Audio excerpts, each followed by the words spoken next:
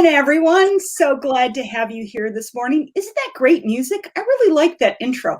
Kind of makes me cheerful and laughing and happy.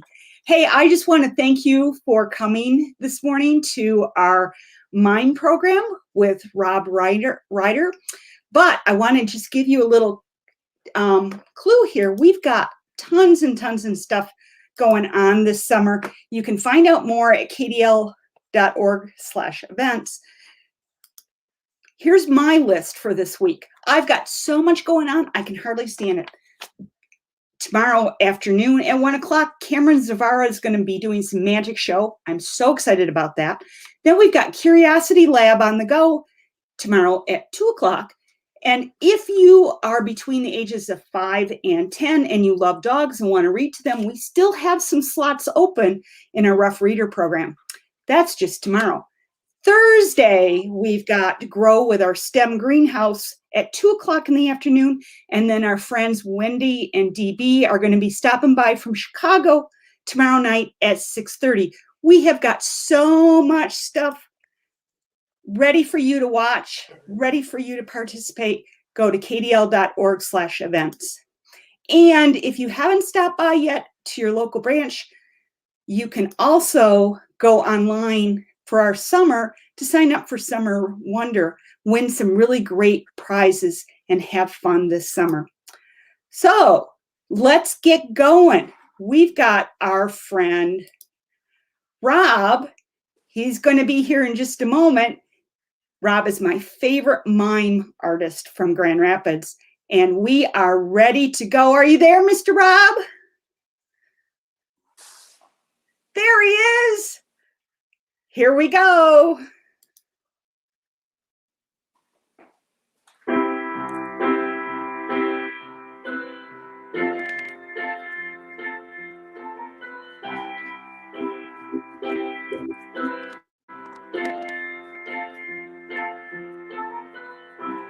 Imagine there's no heaven. It's easy if you try. Nothing below us, above us only sky. Imagine all the people living for today. Imagine there's no countries. It isn't hard to do. Nothing to kill or die for. No religion too. Imagine all the people living life in peace. You may say I'm a dreamer, but I'm not the only one. Hope someday you'll join us, and the world is one. Imagine no possessions. I wonder if you can. No need for greed or hunger. A brotherhood of man. Imagine all the people sharing all the world. You may say I'm a dreamer, but I'm not the only one.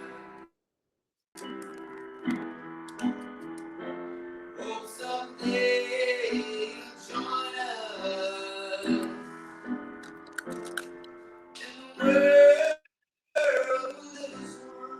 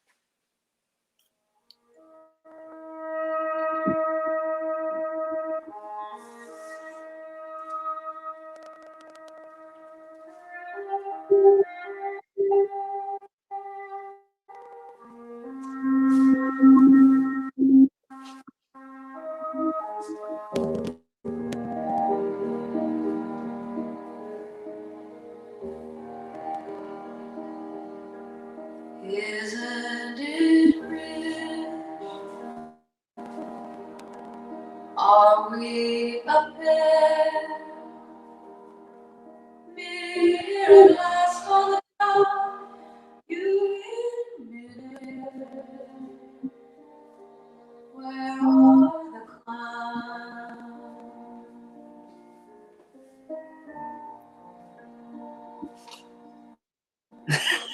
Isn't it bliss?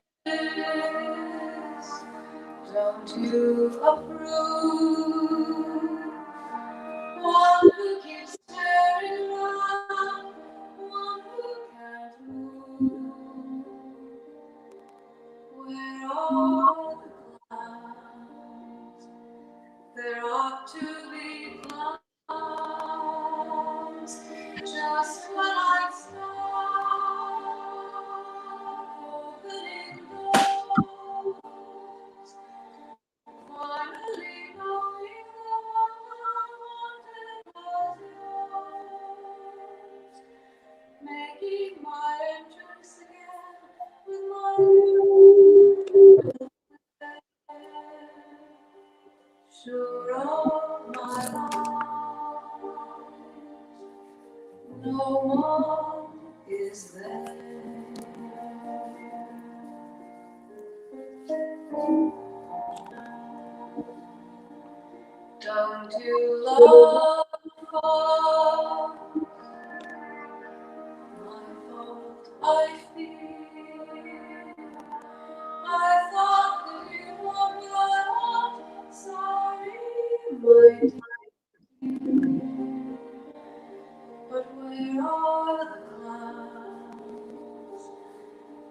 sand in the clouds. Don't bother, they're here.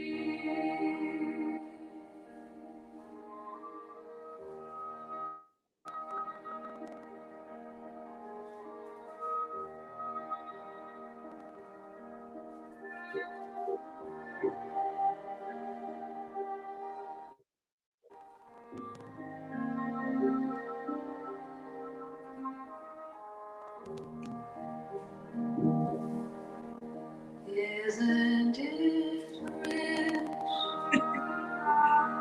Isn't it queer? Losing my timeless days in my career.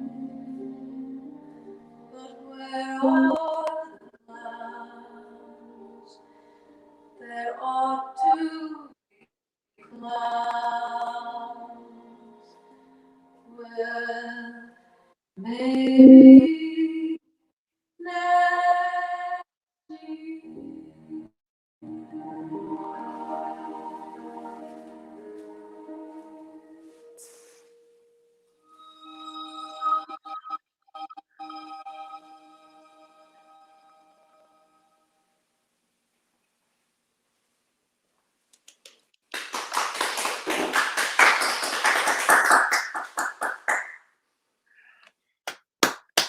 Absolutely wonderful, Rob.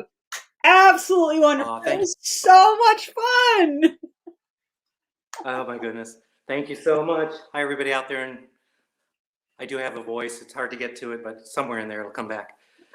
I want to thank everybody and KDL and everybody for who brought me here and are able to bring this live entertainment this way. Soon it'll be live entertainment, like really live.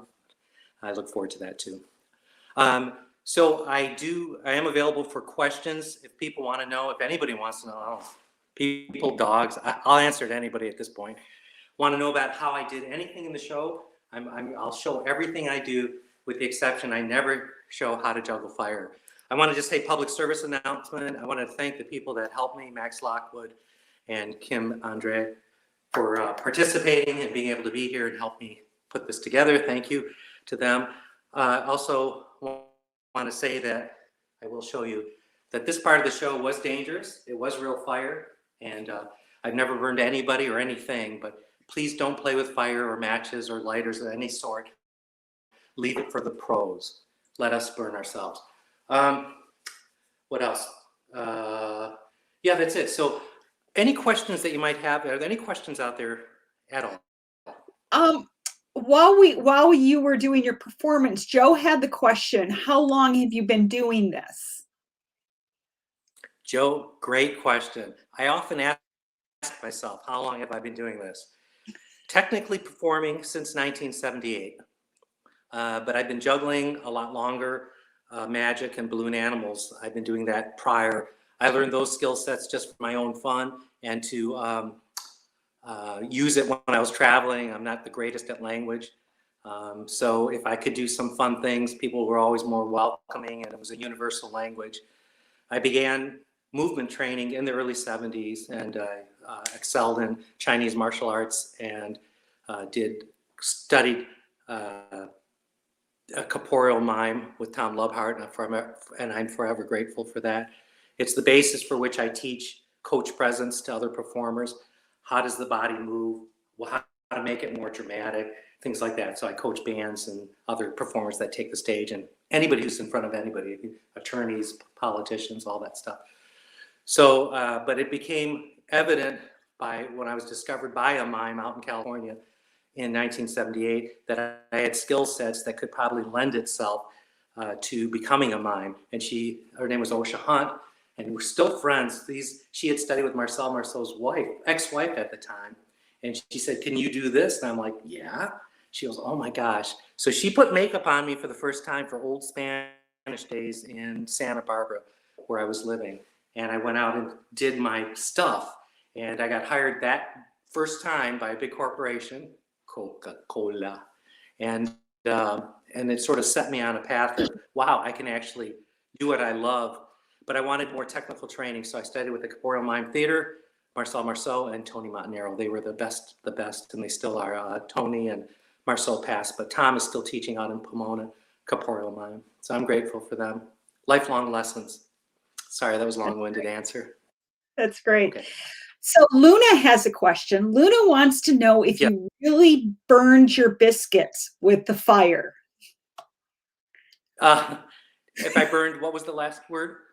Oh, biscuits. If you really burned your biscuits with the fire. No, sorry. I am so careful. I want to tell you that of all the things I do in my show, that is dangerous. It still is dangerous. And after 45 years of juggling, I still respect it. It is real fire. And it could have burned me had I left it there, but I was just pretending. And when I move fast with it, which you kind of see me do, I move these things kind of fast. I don't want them in any one place too long. I did have the unfortunate incident of only twice somebody threw something at me, a party popper, and you pull these things and strings, paper strings come out while I was juggling. So that was an unfortunate, I couldn't control the crowd on that one. And so that was real fire and real dangerous.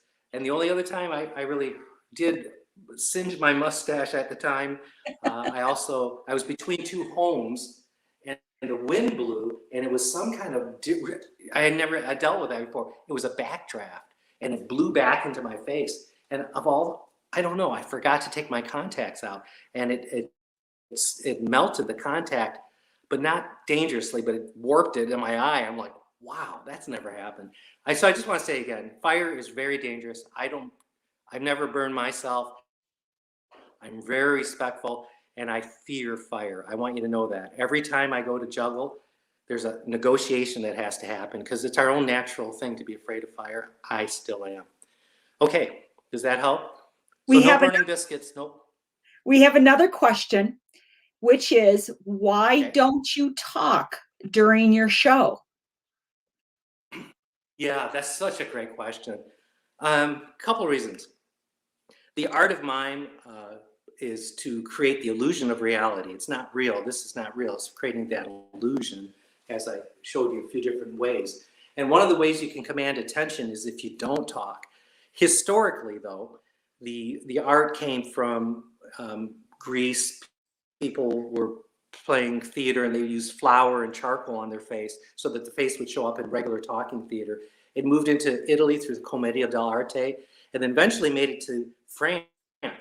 Well, these performers started mocking the king, and with their words, and apparently that didn't sit well with the king, so they silenced these performers. And the performers learned how to mimic and mime and act out the situations they still wanted to have a voice in, so to speak, without a verbal voice. So that's the tradition. I honor that tradition still. When my face is on, I just don't talk. It's rare in all my years that I would even talk to the host with my face, because something would come up and they'd ask me, do you want blah, blah, blah, something with a stage? And I'm like, wow, I just don't even like talking with it. The other reason that I feel there's a shift that happens for me when just before the show, something magic happens. There's a taking over of the other areas of my brain in which I become super conscious of everything, all sounds, all movement. And so as a mime in a live performance, I have much more to the show in that I can act out and respond to. And it's kind of fun because it's interactive and it snaps everybody into this now experience. So I'm really not in my verbal mind when I'm doing the show. So I have no desire to speak whatsoever.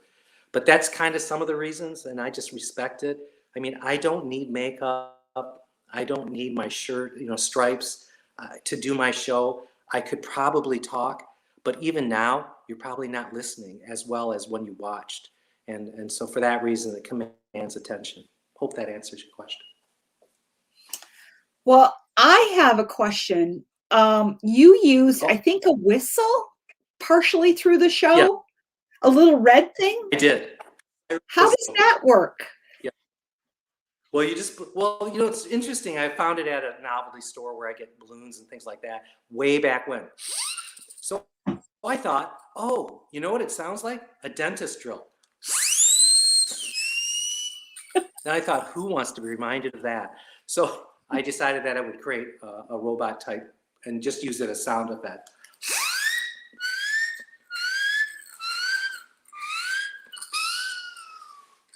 And that's what that is. So they're just little siren whistles, they're called. Thanks for asking that. That's cool. I think it's the only sound I ultimately make. I think I do make sound with my feet in the aging piece where I'm a military person. And I use my feet to kind of accent that kind of military sound just as background. I don't need to do it, but I don't know why I do. I just do. Yeah. And I don't need the siren whistle to do robot time. I can do it. But to me, it just adds a little flavor to it. I'm more of a variety performer in that I do a few different things. I find that when I do a few different things, I can command attention, and our own ADD or ADHD as a society, because of TV changes every second or every 2 seconds at the most, scenes. I like changing up, and so I add a lot of different things to the show, and there's something for everybody. So that's kind of the other reasons for some of the things I do. Is So that it? I have one more question. This looks like Yeah, sure. so much fun. Ooh. How could I learn how to do this? Right.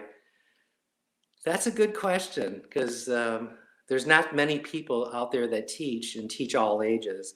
I teach both mime and juggling to third graders about 8 years old and up, because they can slow down, with the scarves. But I can show you how I do that. With the scarves, it slows down the process of juggling.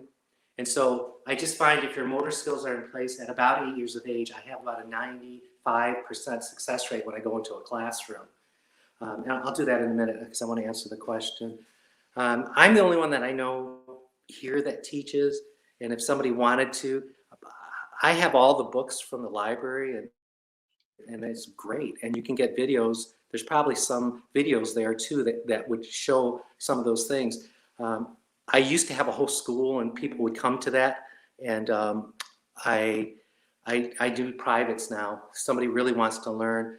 A lot of what I teach as Coach Presence is I teach the corporeal, which is the body skill, so that people can become better performers. Rarely would somebody want to become a mime because it's such a physical demand, and you have to, it's fun for, I should say it differently. People have done it for passion plays, and use it to accent their own movement. But rare does somebody want to step out there and actually become a mime. And I've taught people all my skill sets, and I feel like there's another quality that has to happen. I probably trained that as class clown, comedy timing, and what's funny through movement and what's dramatic through movement. And that requires more skill set. But to learn the basic arts, you can get the book, go to the library, get videos. There are things there, and I am available for people that really want to hone up. I can even do it Zoom, so it doesn't have to be in my studio. Yeah, thank you. Rob, this Any has other been... questions out there? No, there isn't. But thank you so much, Rob. This has been so much fun. I just sit backstage and I just laugh and giggle to watch you. So thank you so much for sharing with us this morning. We so appreciate you. Thank you, Diane. Thanks to everybody. Have a great day. Take care. Good care of yourselves. Bye-bye. Bye now.